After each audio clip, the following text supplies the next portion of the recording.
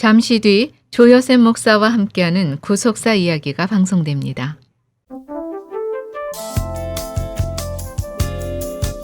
여러분께서 듣고 계시는 주파수는 FM 100.3 HD2 YTN FM 라디오입니다.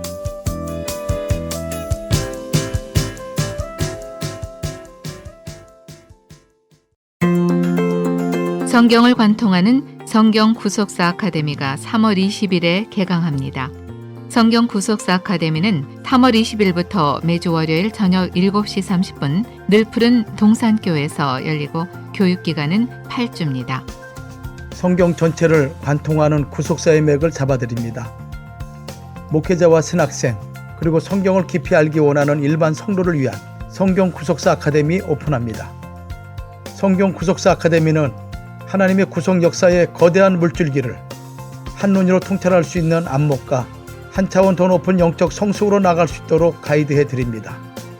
특별히 구약과 신약의 새로운 해석에 지평을 열어줄 성경의 족보를 중심으로 한 성경 구속사 아카데미는 부흥을 열망하는 목회 현장의 나침판이 될 것이며 새로운 차원의 구속사 제자 훈련이 될 것입니다.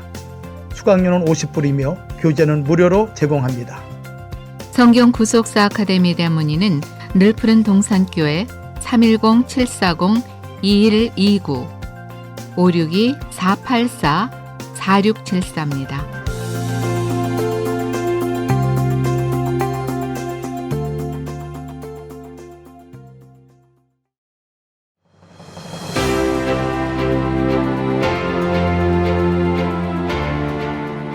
애청자 여러분 안녕하세요. 매주 주일 아침 8시에서 9시까지 조유셉 목사와 함께하는 구속사 이야기로 여러분과 함께하는 늘푸른 동산교회 조유셉 목사입니다. 지난 시간에는 햇불 언약 가운데 4대 만에 돌아온다는 말씀 중에 아브라함, 이삭, 야곱 다음에 4대가 누구인가, 그 4대의 주인공 요셉에 대해서 살펴보았습니다.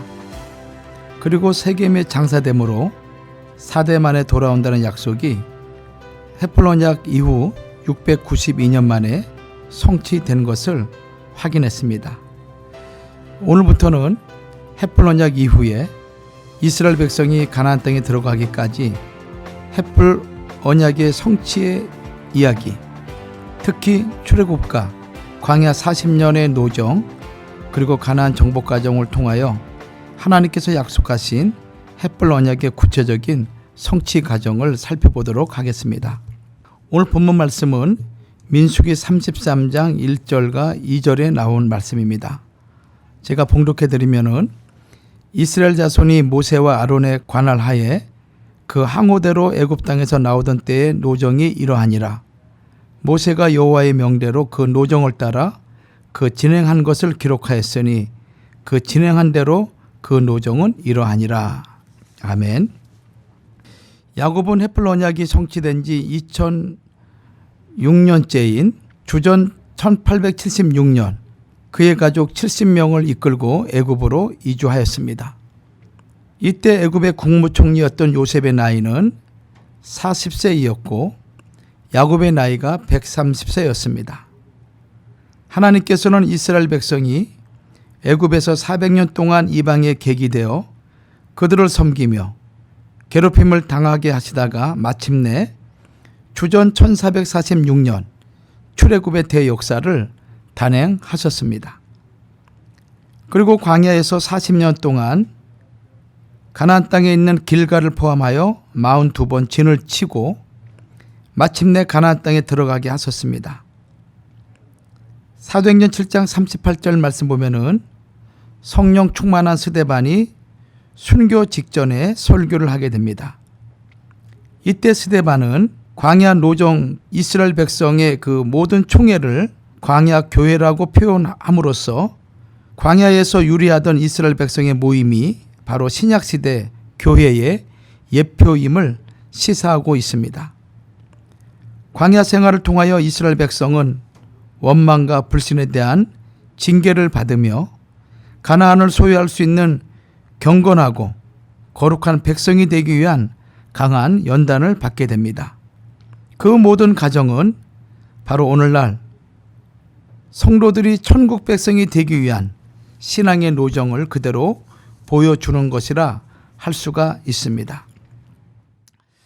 이런 광야 노정에 있어서 빼놓을 수 없는 위대한 인물이 있죠.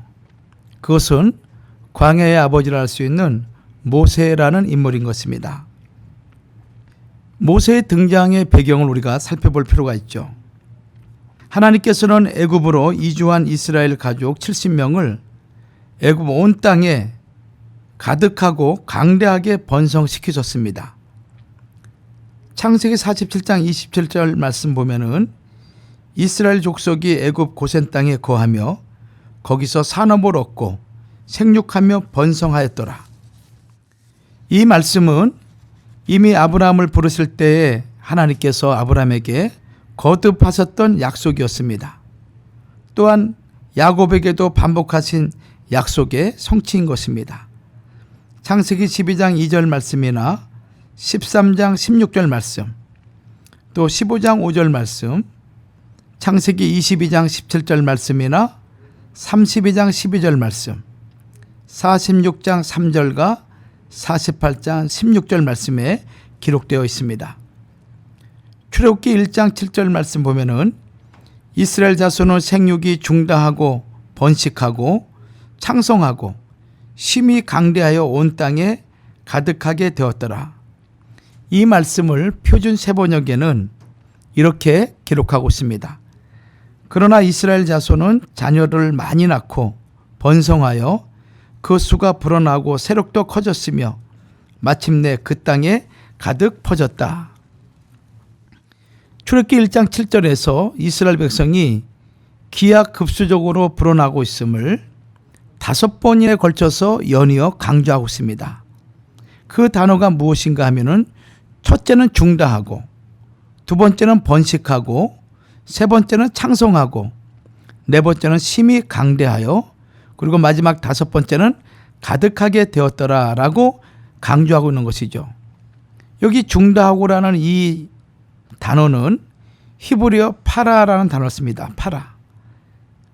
이 말씀은 건강한 나무처럼 풍성하고 결실한다라는 뜻입니다.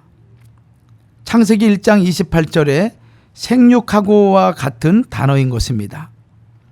두 번째로 번식하고라는 이 단어는 히브리어로 사라츠라는 단어죠. 사라츠. 곧 물고기처럼 꿈틀거리며 우글거린다라는 뜻입니다. 이 단어는 꾸준하고 생기 있게 번성하는 것을 가리키는 말씀인 것입니다.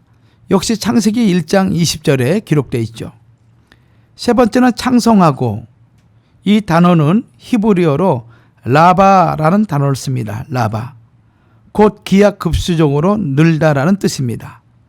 하나님께서 아브라함에게 주셨던 자손의 창대의 언약, 창세기 13장 14절과 16절 말씀이죠.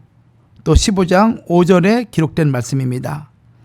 이 창대의 언약이 풍성히 성취되고 있음을 보여주는 표현으로서 창세기 1장 28절에 번성하여와 같은 단어인 것입니다.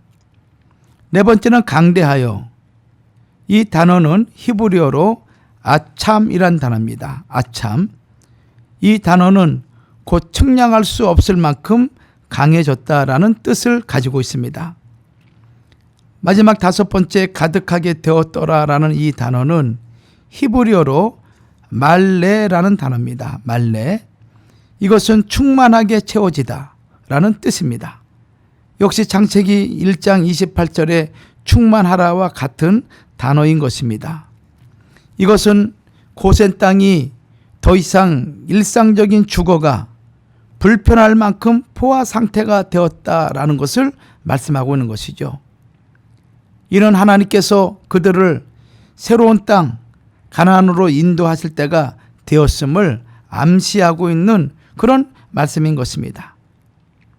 특히 이 5개의 단어 중에서 중다하고 창성하고 가득하게 되었더라라는 이 말씀은 창세기 1장 28절에서 하나님이 창조하신 남자와 여자에게 명령하신 생육하고 번성하여 땅에 충만하라라는 3중 명령과 동일한 히브리어인 것입니다. 이 명령은 햇불 언약에 내 자손이 하늘의 무별과 같이 되리라는 약속으로 다시 선포되었고, 애굽에서 이스라엘 백성이 기하급수적으로 불어남으로 이 약속의 말씀이 성취된 것입니다. 창세기 15장 5절에 기록되어 있죠. 처음 야곱과 70명의 가족이 애굽에 들어갔을 때는 70명이라는 작은 인원이 들어갔다고 창세기 46장 27절에 기록되어 있습니다. 그러나 430년이 지난 이후에 제1차 인구조사를 실시했을 때 20세 이상 군인만, 남자죠, 20세 이상 군인만 60만 3,550명이라는 엄청난 숫자로 늘어났다고 민수기 1장 46절 말씀이나 민수기 2장 32절 또 출애굽기 38장 26절에 기록되어 있습니다. 430년간 이스라엘 백성은 장정의 수만 70명의 약 8,622배에 달하는 60만 3,550명이 되었으며, 전체 인구로 보면은 70명의 약 28,600배에 달하는 200만 명 내지 250만 명이 넘는 인구로 불어난 것입니다. 놀라운 일이죠. 민수기 23장 10절 상반절에서는 야곱의 티끌을 능히 계산하며 이스라엘 4분의 1을 능히 계수할 거라고 하여 그 수가 능히 헤아리기 어려운 정도임을 우리에게 말씀하고 있습니다. 그 세력이 얼마나 컸던지 그 당시 애굽왕 바로가 우리와 싸우고 이 땅에서 갈까 하노라라고 위협을 느낄 정도였습니다. 이스라엘 백성이 이만한 증가율을 유지하는 것은 인구 증가율을 억제하는 요소, 즉 각종 질병이나 전염병 혹은 전쟁, 천재지변 등 이런 것들이 거의 없었다는 강력한 증거이기도 합니다. 비록 이스라엘 백성들이 애굽의 노예로 있었지만, 그러나 하나님께서 그들을 철저히 보호하시고 그들에게 육체의 강건을 허락하심으로 기하급수적인 인구 증가가 가능했던 것입니다. 실로 이스라엘이 애굽에 거했던 430년의 기간은 하나님께서 특별히 복을 내리신 계획된 기간이었습니다. 이처럼 하나님께서 약속하신 언약의 성취는 작정하신 대로 빠르게 진행되고 있었습니다. 그런데 요셉을 알지 못하는 새 왕이 등장하면서 이제 이스라엘의 상황은 변하기 시작하죠. 출애굽기 1장 8절 말씀 보면은 요셉을 알지 못하는 새 왕이 일어나서 애굽을 다스리더니, 요셉을 알지 못하는 새 왕, 역사적으로 애굽의 제18왕조를 가리키는 것입니다. 그 이전에 애굽을 통치했던 왕조는 애굽의 북동쪽에서 온 셈족 계통의 힉소스 왕조였습니다. 힉소스 왕조는 이스라엘 백성이 애굽에 들어온 지 약 300여 년이 지난 주전 1580년경에 애굽 제18왕조 아흐모세 1세에 의해 완전히 무너졌습니다. 제18왕조는 순수한 애굽 본토인으로서 이들은 이방인 힉소스의 정권을 무너뜨리면서 요셉의 모든 업적까지 말살하고 토착 왕조의 지배를 확립하여 나아갔던 것입니다. 그러므로 출애굽기 1장 8절의 새 왕은 히브리어로 멜레크 하다시, 다른 왕이란 뜻입니다. 이것은 애굽의 왕조가 제18왕조로 바뀐 것을 나타내는 표현인 것입니다. 또 일어나서라는 이 단어는 히브리어로 쿰이란 단어입니다. 이 단어는 단순히 일어나다라는 뜻이 아니라 이 외에도 전쟁을 위해서 일어나는 것을 가리키기도 합니다. 이것은 제18왕조가 힉소스 왕조에 대하여 반기를 들고 일어난 것을 뜻한 의미인 것입니다. 그렇다면 요셉을 알지 못하는 새 왕, 이 새 왕은 구체적으로 누굴까요? 그는 새로운 왕조인 18왕조 가운데 세 번째 왕인 투투모세 1세입니다. 왜냐하면 모세가 출생한 것은 주전 1526년인데 투투모세 1세는 주전 1590년부터 1514년까지 애굽을 통치한 것으로 알려졌기 때문입니다. 제18왕조는 이스라엘 사람들을 힉소스인의 잔존 세력으로 보았습니다. 그래서 심한 차별 정책을 실시하였던 것이죠. 옛날 요셉과 죽은 바로 사이에 맺은 약속, 그리고 요셉의 그 위대한 업적, 이 모든 것들이 완전히 말살되고 말았던 것입니다. 새 왕조 제18왕조는 이스라엘 백성을 노예화시켰고, 그리고 혹독한 노동을 시킵니다. 당시 애굽은 바로 왕조의 위엄을 과시하기 위해서 아주 대형의 피라미드와 그리고 비돔 나암새 두 도시를 건설하였다고 출애굽기 1장 9절과 11절에 말씀하고 있죠.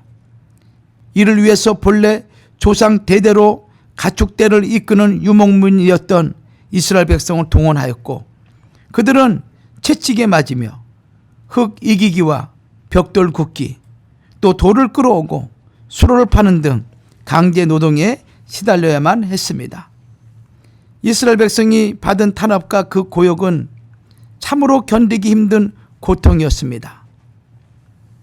그래서 이스라엘 백성은 출애굽하고 난 이후에 그의 후손들에게 애굽을 기억할 때마다 신명기 4장 20절 말씀처럼 새 풀무 곧 애굽이라고 표현을 했고, 왕상 8장 51절에는 철 풀무 애굽, 에레미야 11장 4절에는 새 풀무 애굽 땅이라고 기록하고 있고, 그렇게 가르쳤던 것입니다. 요셉을 알지 못하는 왕이 나타난 시기에 대해서 사도행전 7장 17절과 18절에서는 하나님이 아브라함에게 약속하신 때가 가까움에 이스라엘 백성이 애굽에서 번성하여 많아졌더니 요셉을 알지 못하는 새 임금이 애굽 왕위에 오르매라고 기록하고 있습니다. 여기 아브라함에게 약속하신 때, 이때는 구체적으로 헷불 언약 중에 창세기 15장 13절의 예언이 성취되는 때로 이스라엘 백성이 애굽의 종살이를 마치고 나올 때를 의미한 것입니다. 만일 애굽의 왕조가 계속적으로 히브리인들을 후대하였다면 그들은 애굽의 종교와 문화, 풍습에 사로잡혀서 오히려 하나님을 멀리 떠나 타락했을 것입니다. 그러나 하나님께서는 구속 경륜 가운데 출애굽의 시기가 임박했음을 보시고 오히려 요셉을 알지 못하는 새 왕을 일으켜 선민에 대한 강한 압제 정책을 통해서 이스라엘 백성을 애굽과 완전히 분리시키는 그런 작업을 하셨던 것입니다. 지금 그들이 살고 있는 애굽 땅은 언젠가는 반드시 떠나야 하는 타향임을 깨우쳐 준 것입니다. 그리고 옛 선조들이 들려준 하나님 말씀, 그 말씀을 기억하고 그 하나님께 울부짖으며 간구하도록 섭리하셨던 것입니다. 이러한 역사적인 배경 속에 위대한 광야의 아버지를 알 수 있는 모세가 등장하게 되는 것이죠. 모세의 출생의 시대적인 배경을 살펴볼 것 같으면 투트 모세 1세는 강한 탄압 정책을 폄으로 말미암아 히브리인들이 감당하기 어려울 정도로 무거운 노동을 시켰습니다. 거기에 새로 태어나는 히브리 사내 아이들을 나일강에 던져 모조리 죽이는 민족 말살 정책까지 강행했다고 출애굽기 1장 15절과 22절에 기록하고 있습니다. 이러한 상황 속에 모세는 아므람과 요게벳 사이에서 태어납니다.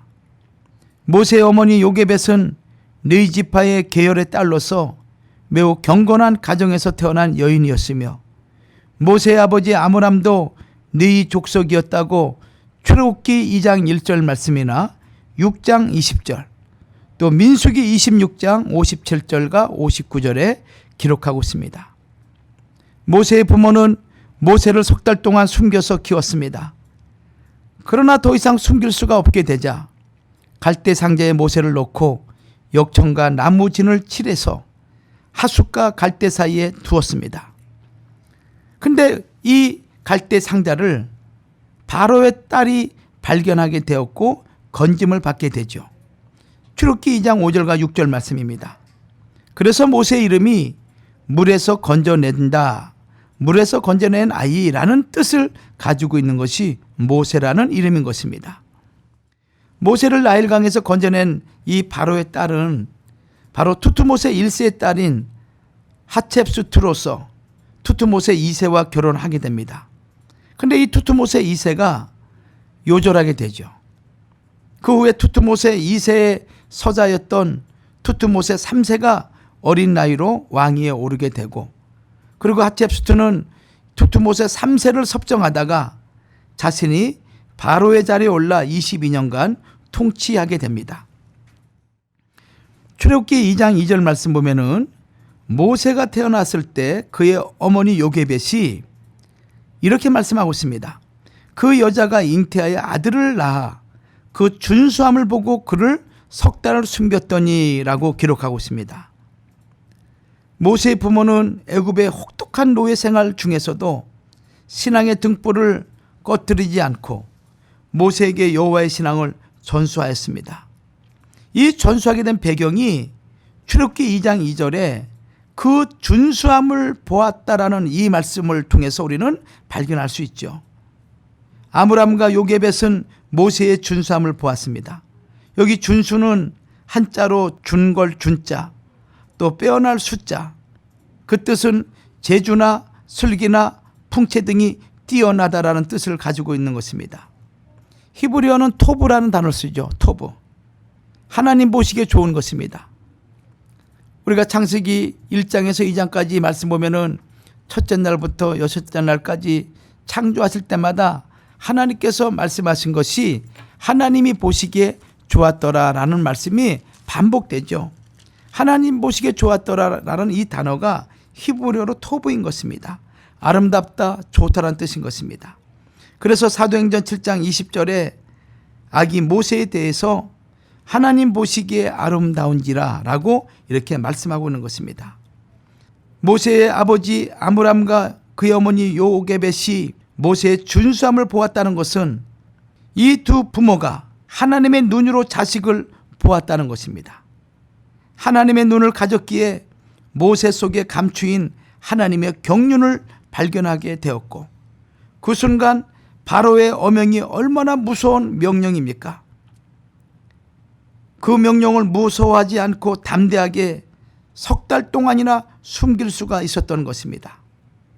그것을 히브리 기자는 모세의 부모인 아므람과 요게벳을 믿음의 선진의 반열에 올리면서 히브리서 11장 23절에 믿음으로 행한 것이라고 말씀하고 있습니다.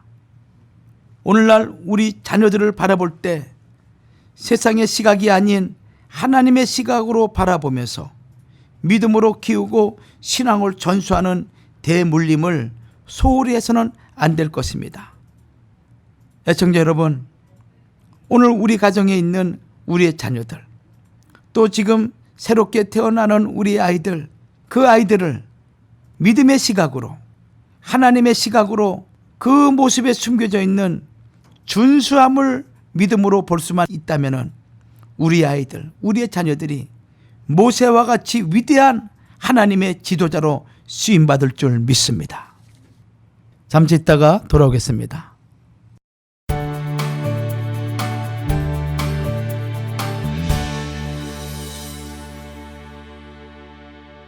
여러분께서는 지금 조요셉 목사와 함께하는 구속사 이야기를 듣고 계십니다.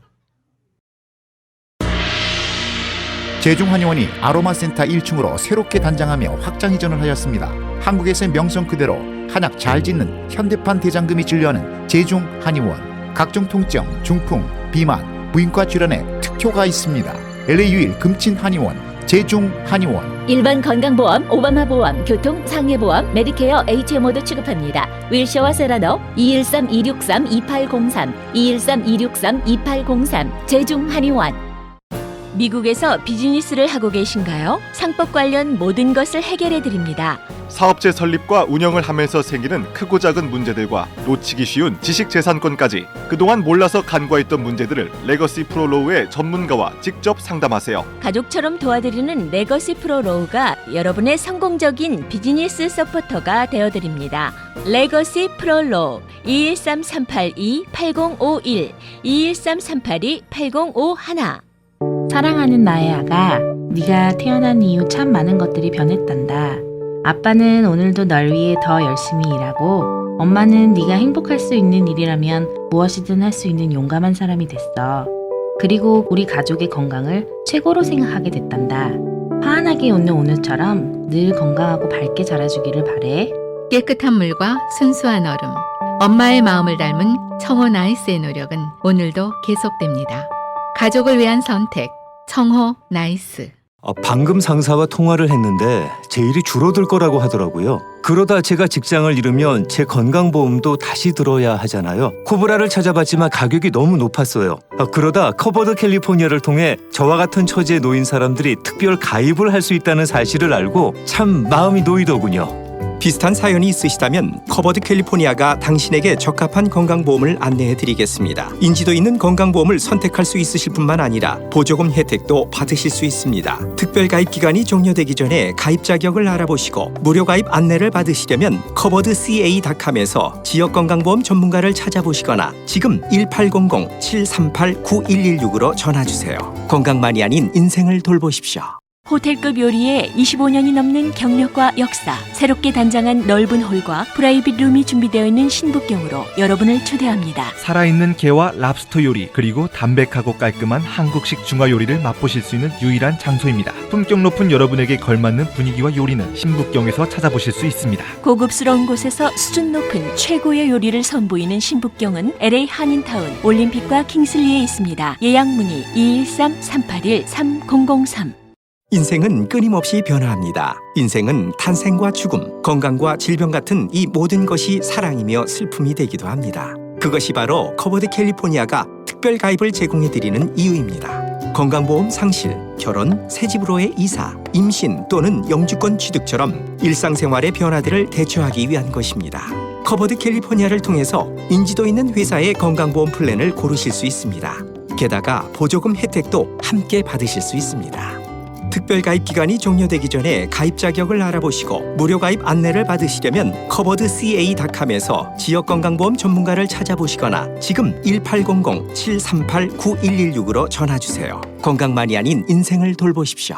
싱가포르 에어라인이 LA에서 서울까지 직항 항공편을 운행합니다. 새롭게 업그레이드된 더욱 편안한 항공기로 매일 출발하며 한국어가 가능한 승무원들이 특별한 고객 서비스를 제공합니다. 신선한 식사와 음료, 다양한 기내 엔터테인먼트, 1인당 2개의 수화물 체크인 서비스까지 세계 최고의 항공 서비스를 싱가포르 에어라인에서 경험하십시오. 가장 저렴한 LA 인천 직항 왕복 항공권을 singaporeair.com에서 지금 바로 예약하십시오. 이용약관이 적용됩니다. 성경을 관통하는 성경 구속사 아카데미가 3월 20일에 개강합니다.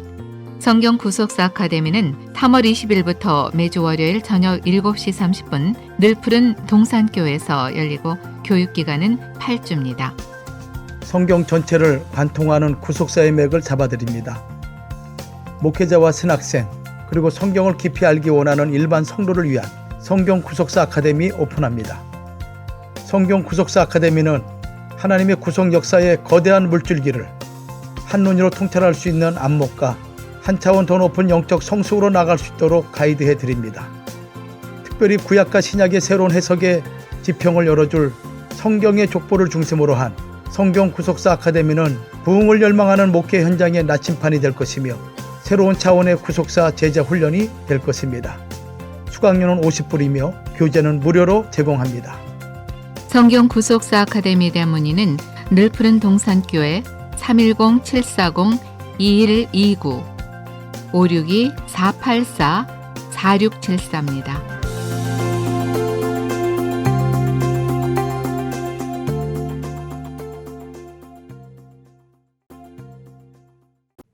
지금 여러분께서는 조요셉 목사와 함께하는 구속사 이야기를 듣고 계십니다.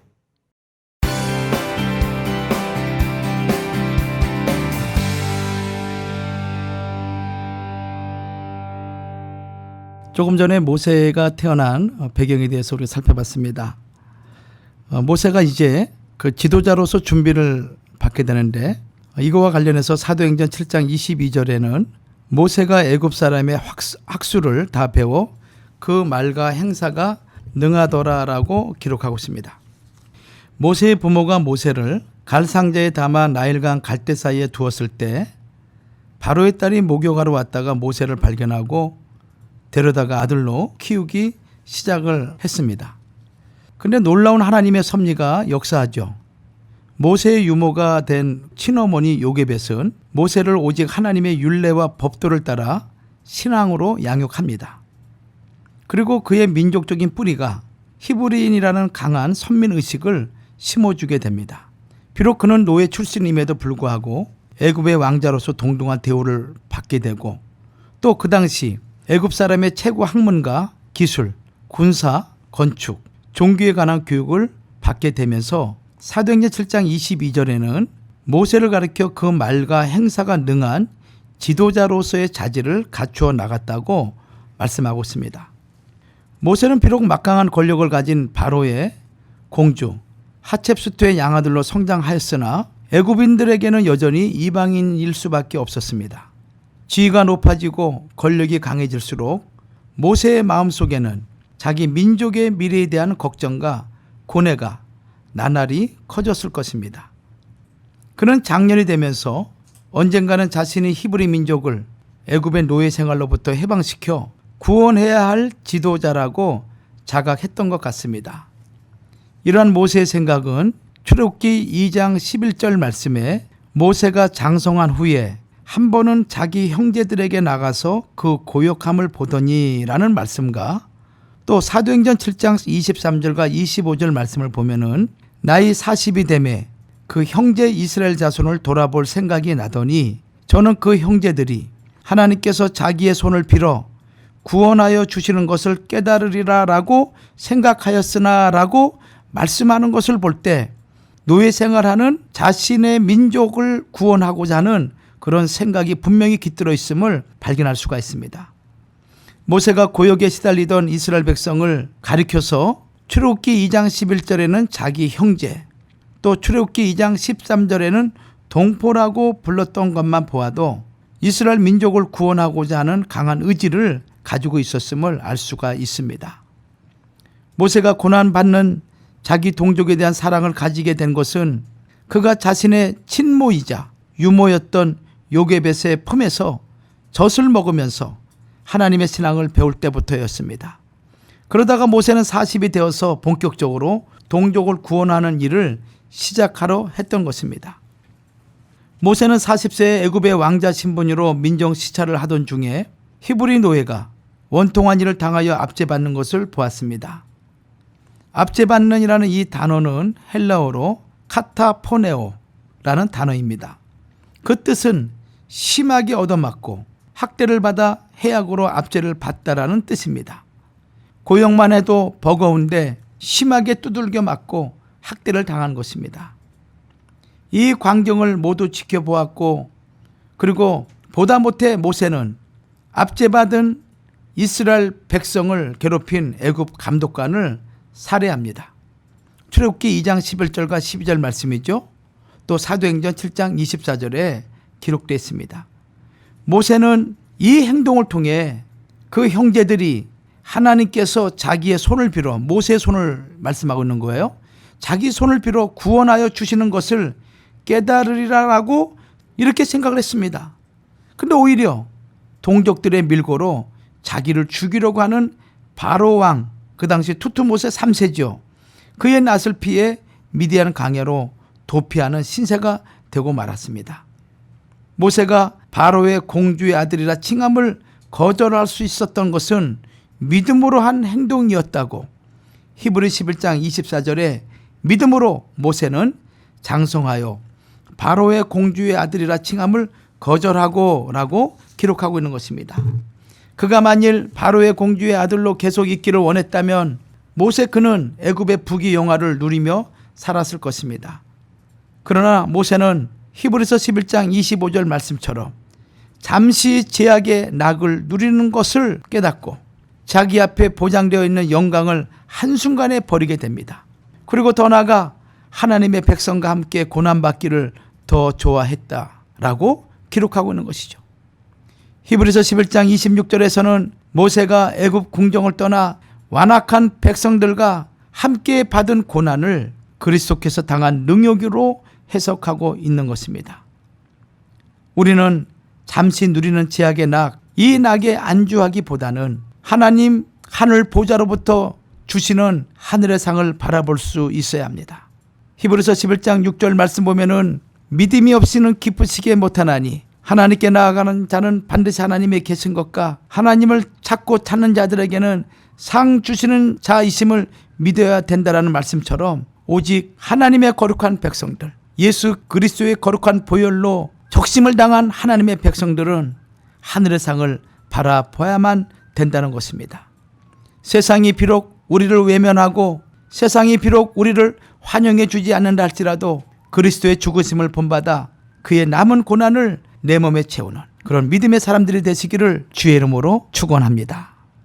이제 모세는 살인자로 고발되어 투트모세 3세로부터 쫓기게 되죠. 투트모세 3세는 자신의 정적인 모세를 제거할 수 있는 아주 좋은 기회라고 생각을 했던 것 같습니다. 그는 모세의 살인사건을 애굽인에 대한 히브리인의 반역이란 차원에서 국사범으로 다루어 모세를 죽이고자 하였던 것이었습니다. 출애굽기 2장 15절에 기록되어 있죠. 그러나 하나님께서는 애굽에서 쫓겨난 모세를 미디안 광야로 인도하여 40년 동안 강하게 연단시키십니다. 애청자 여러분 한번 생각해 보십시오. 40년이라는 기간이 결코 짧은 기간이 아닙니다.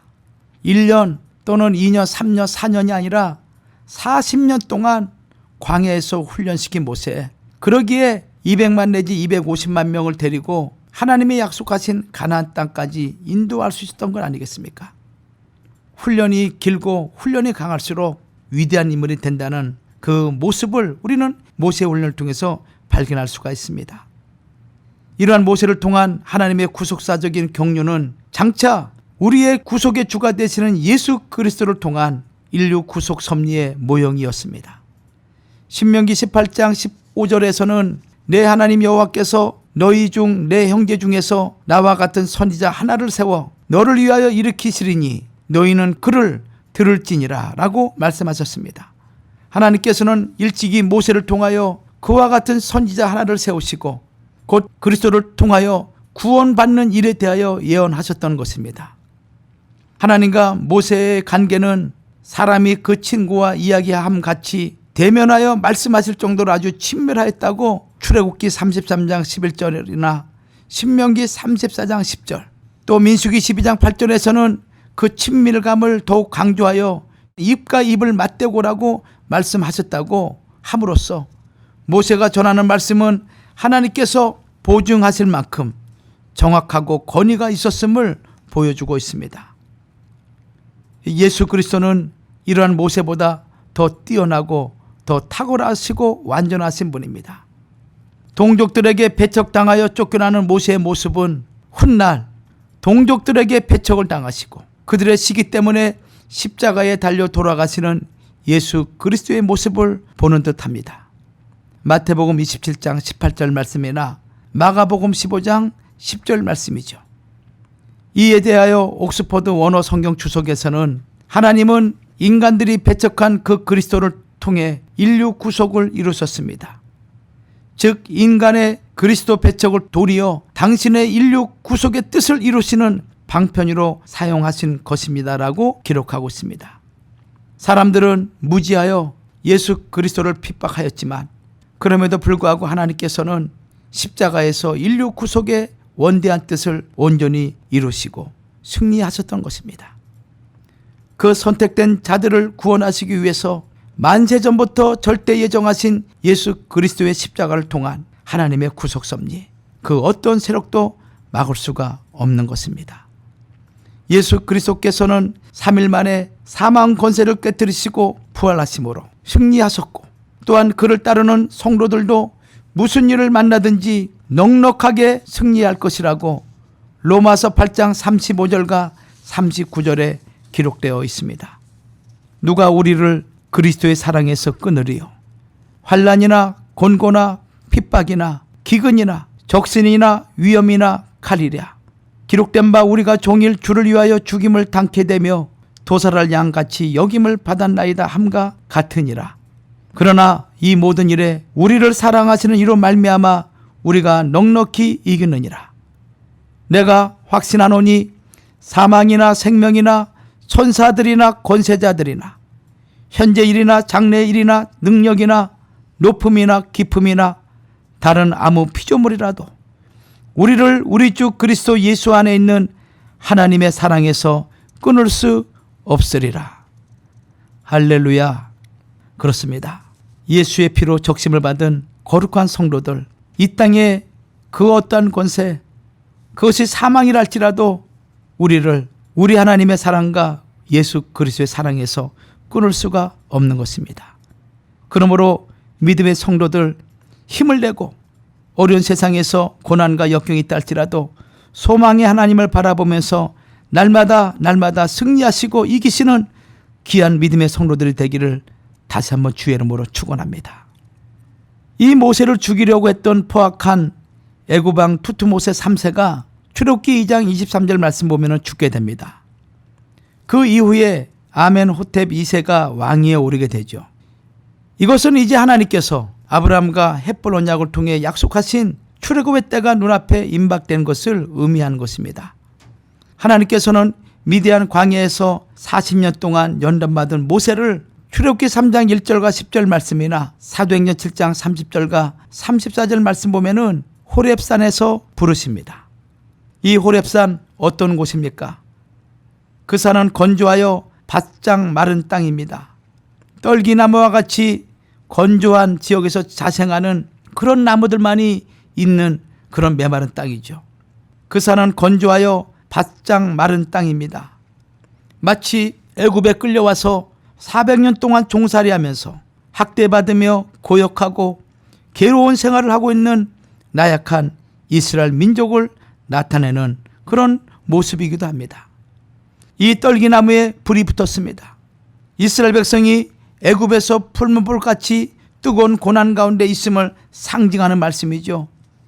그런데 이 떨기나무에 불이 붙었지만은 타지 않고 있는 것입니다. 비록 지금은 이스라엘 백성이 큰 고난 가운데 불같은 그런 시련 가운데 있지만은 절대로 망하지 않을 것을 나타내는 그런 의미인 것입니다. 하나님께서 아브라함에게 헷볼 언약을 통하여 약속하신 대로 애굽에서 구원하실 때가 되었음을 보여주신 사건입니다. 특히 떨기나무 불꽃 가운데 여호와의 사자가 임한 것은 자기 백성의 고통을 들으시고 하나님께서 그들을 구원하시겠다는 강력한 하나님의 계시였다고 사도행전 7장 30절과 32절에 기록하고 있습니다. 이러한 계시대로 출애굽의 대역사가 이루어지게 된 것입니다. 우리도 이러한 시대가 있었죠. 올해가 어느덧 3.1 운동이 난 지 98주년이 되는 해인 것입니다. 이 3.1 운동을 단순히 농민운동이나 학생운동 이렇게 치부해버리는 경향이 많이 있습니다. 그러나 분명한 것은 이 3.1 운동은 농민운동이나 학생운동이 아니라 기독교가 중심이 된 애국운동이었음을 우리는 분명히 알아야 됩니다. 3.1절이 되면은 우리는 민족을 생각하게 되고 나라를 생각해야 됩니다. 그리고 무엇보다도 나라는 힘이 있어야 되고 실력이 있어야 됨을 다시 우리는 새롭게 깨달아야만 되는 것이죠. 우리 민족 개화기에 한국교회 지도자들, 선각자들, 애국지사들 참으로 나라를 사랑하는 마음이 간절했습니다. 1910년 한일합방이 된 이후 국권과 국가를 잃어버리고 우리 민족의 운명은 풍전등화와 같았던 시절에 그 슬픈 조국 대한민국을 끌어안고 함께 울고 함께 웃으며 조국과 함께 살아갔던 선각자들, 특별히 한국교회와 신앙의 선각자들이 있었습니다. 도산 안창호는 나라와 독립은 인민에게 있으며 보호를 청하려면 하나님만 있을 뿐이라고 호소를 했던 것입니다. 1910년 한국이 일본의 식민지로 수탈당하는 그날 영국의 오길비는 이렇게 울부짖었습니다. 한국 그것은 이제 사라졌는가? 먼 옛날 중국인마저도 어르신네 고장이라고 불렀던 나라, 선비와 책과 부채의 나라, 아름다운 가문과 많은 거울의 나라, 시와 수화의 나라, 효자와 열부의 나라, 숨은 도인의 나라, 하나님을 바라보는 종교적 환상의 나라, 이제 그 나라는 사라졌는가? 이것이 나라와 국권을 잃어버린 민족의 비애요 실현이었습니다. 그만큼 나라와 교회는 한 몸처럼 밀착되어 분간이 어려웠습니다. 그러기에 한일 합방의 비극을 가장 처절하게 체험하고 가장 아파했던 사람들, 그들은 교회 안에 있었던 성도들이었습니다. 교회는 새벽마다 기도합니다. 산마다 울부짖는 소리로 가득하고 골짜기마다 성도들의 눈물로 채워집니다. 마치 식어가는 아기의 몸을 부여안고 울부짖는 어미같이 교회는 민족을 가슴에 안고 하나님 앞에 부르짖은 것입니다. 그런데 오늘 이런 모습이 다 사라진 것 같습니다.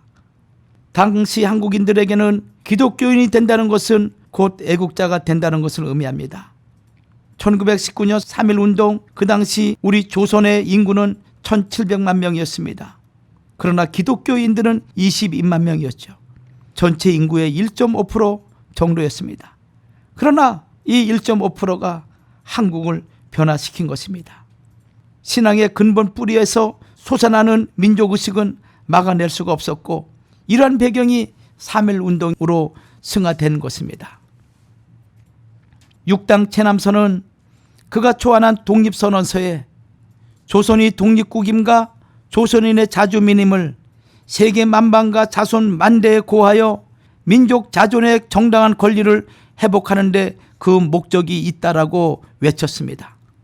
그리고 3일 1일 오후 2시에 민족 대표들이 인사동의 태화관에 모여서 독립선언서를 낭독하고, 그리고 학생과 시민들은 파고다 공원에 모여 독립의 의사를 대내외로 천명하였고, 그리고 3.1운동 만세운동을 전개함으로 말미암아 민족 전체가 독립운동가 그리고 조선인의 자주임을 선언하는 위대한 운동을 전개하였던 것입니다.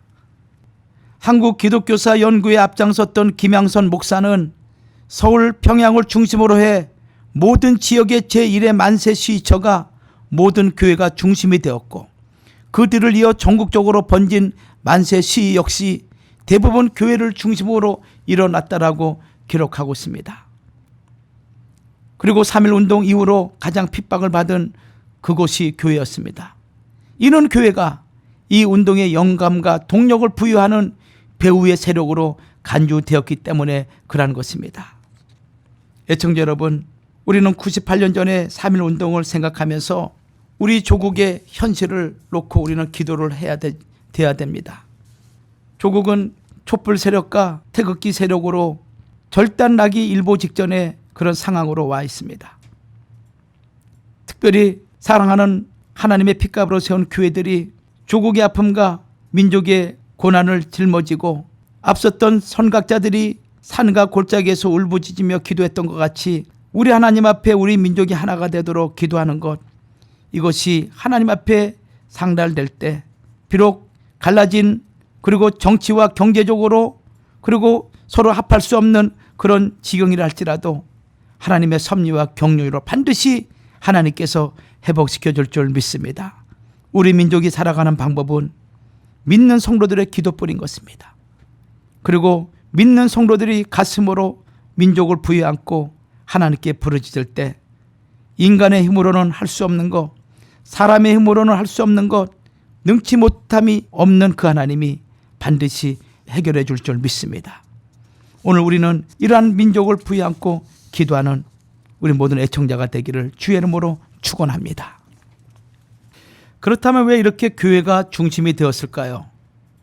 첫째는 성경적인 신앙이었습니다. 1919년 독립단통 고문에 이런 글이 있습니다.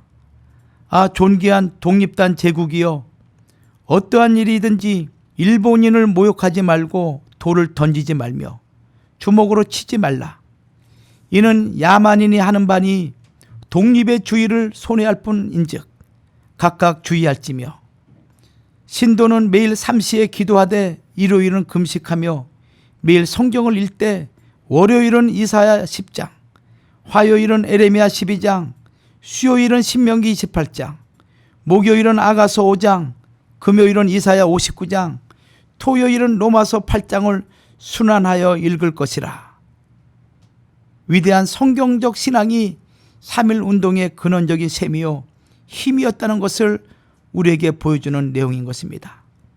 둘째는 자유와 정의에 대한 기독교의 근원적인 열망이기 때문인 것입니다. 기독교를 통해서 한국인들은 자유, 정의, 정직에 대한 정신을 함양받을 수가 있었기 때문입니다. 출애굽한 이스라엘에게 보여준 가나안 땅은 자유와 공의가 강같이 흐르는 땅인 것입니다. 시편 85편 10절 말씀처럼 긍휼과 진리가 함께 만나고 의와 화평이 서로 입맞추는 거룩한 땅, 그 땅을 열망하는 하나님의 백성, 이스라엘 백성이요, 오늘 우리 조국, 그 당시 3.1 운동, 만세운동을 전개시켰던 성각자 우리 기독교 성도들의 마음이었던 것입니다. 셋째는 교회가 본래적으로 결속력과 통일성 때문인 것입니다. 민족을 한 마음으로 모으고 지상의 모든 교회가 하나임을 천명한 것입니다. 이렇게 절망의 슬픈 시대에 교회가 민족의 등불이 된 것에 대해서 1920년에 춘원 이강수는 우리 민족은 기독교에 감사해야 한다. 신문명으로 무지를 깨우쳐 주었다. 학교를 세워 신학문을 전해 주었고 병원을 세워서 병든 육체를 고쳐 주었으며 민족 정신을 일깨워 주었다라고 고백을 합니다. 이 말은 기독교가 절망하던 민족, 국가를 잃고 방황하는 우리 민족의 희망이었다는 것을 증거한 것입니다. 그리고 이 3.1 운동은 그동안 잠자고 있던 우리 민족을 깨우치는 독립운동이었으며 8.15 해방을 갖고 오게 한 원동력이 된 운동이었습니다. 애청자 여러분, 다시 말씀드립니다. 비록 우리 조국 대한민국이 혼란의 가정이 있다 할지라도 하나님은 이 혼란을 선한 기회로 하나님이 인도하실 것입니다. 그리고 더 나아가 반드시 평화 통일, 남과 북이 하나가 되는 놀라운 역사, 불 꺼진 그 북녘 땅에도 하나님의 복음의 빛이 환하게 밝혀져 거룩한 통일 한국을 이루어 온 세상 민족 가운데 뛰어난 민족으로 하나님이 세워주실 줄 믿습니다. 그 소망을 우리가 잊지 말고, 비록 이민생활 어렵고 힘든 가운데 살아간다 할지라도 하나님께 민족과 국가를 위해서 기도하는 거룩한 우리 모든 애청자들이 되기를 주의 이름으로 축원합니다. 다음 시간에는 출애굽 역사, 그 역사에 대해서 구체적으로 살펴보겠습니다. 한 주간도 주의 말씀과 그리고 주께서 주시는 은혜로 승리하시는 우리 모든 애청자가 되기를 간절히 주의 이름으로 부탁드리겠습니다. 감사합니다.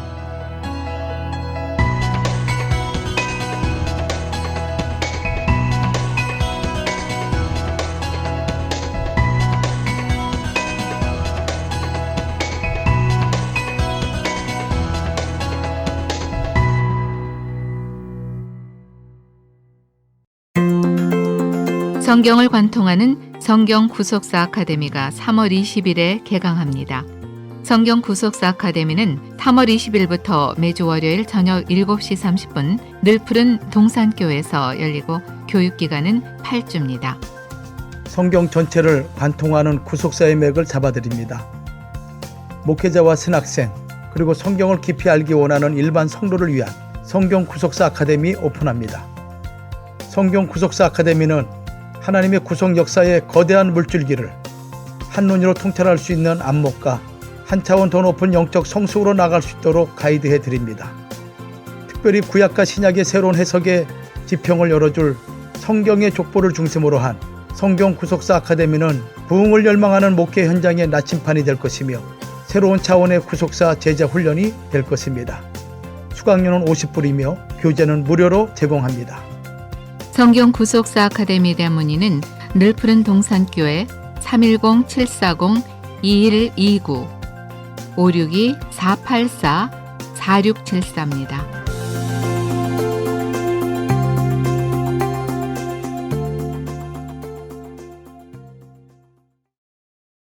꿈을 가진 그대여, 금메달에서 배우지 마라.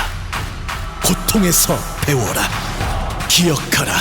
파이팅은 고통에게 져본 적이 없다. 사랑하면 풀립니다. 신심파스 RX.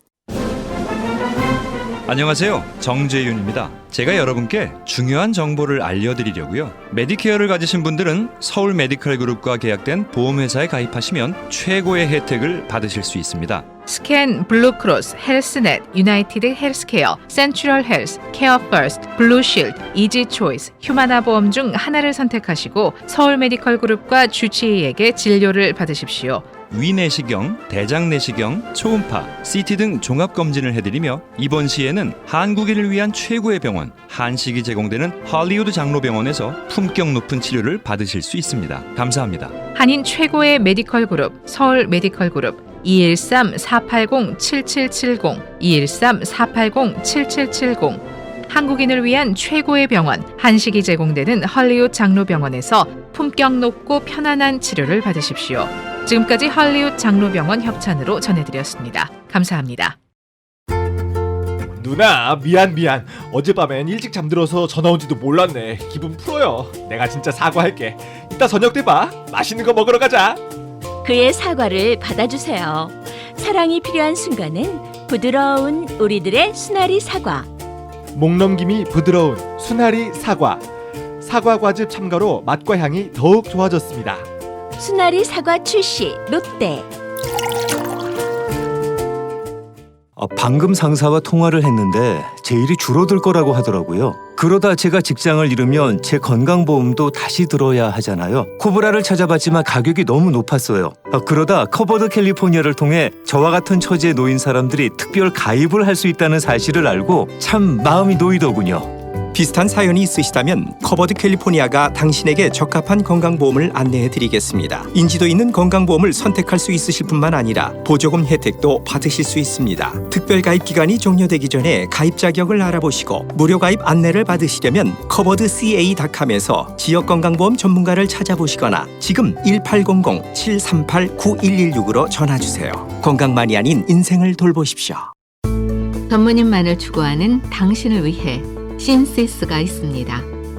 자녀를 위한 준비, 당신을 위한 준비. 인생의 가장 중요한 순간을 위해 신시스와 내일을 계획하십시오.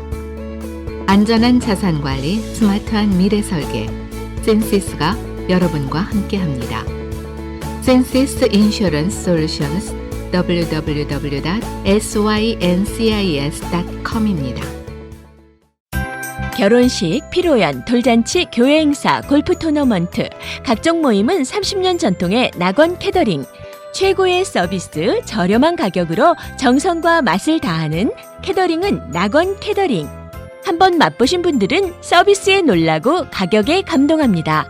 즐거운 자리에 맛과 멋을 더해드리는 낙원 캐터링. 캐터링은 낙원 캐터링입니다. 323-466-3737 323-466-3737 화면을 벗고 얼굴을 보여주세요. 정체를 알 수 없는 8명의 보컬리스트. 폭발적인 성량을 자랑하는 그들이 LA에도 찾아온다. 3월 12일 일요일 저녁 7시 마이크로소프트 시어터에서 펼쳐지는 복면가왕 미스터리 콘서트. 한국 최고 보컬리스트들의 숨막히는 대결. TV와는 비교할 수 없는 감동과 전율을 이제 라이브 콘서트로 만나보십시오. 티켓 문의는 213-368-0303 213-368-0303. 행운을 달아드리는 털보 간판. 비즈니스 홍보를 고민하신다면 털보 간판에게 맡겨주세요. 털보 간판은 비즈니스를 알리는 주목성뿐 아니라 주변과 아름답게 어우러지는 디자인까지 고려합니다. 모든 종류의 간판은 물론 벽지, 블라인드, 천막을 제작하며 최첨단 장비로 최고의 서비스를 제공합니다. 한인타운에서 20년 100% 고객 만족을 위해 노력합니다. 행운을 달아드리는 간판 털보 간판.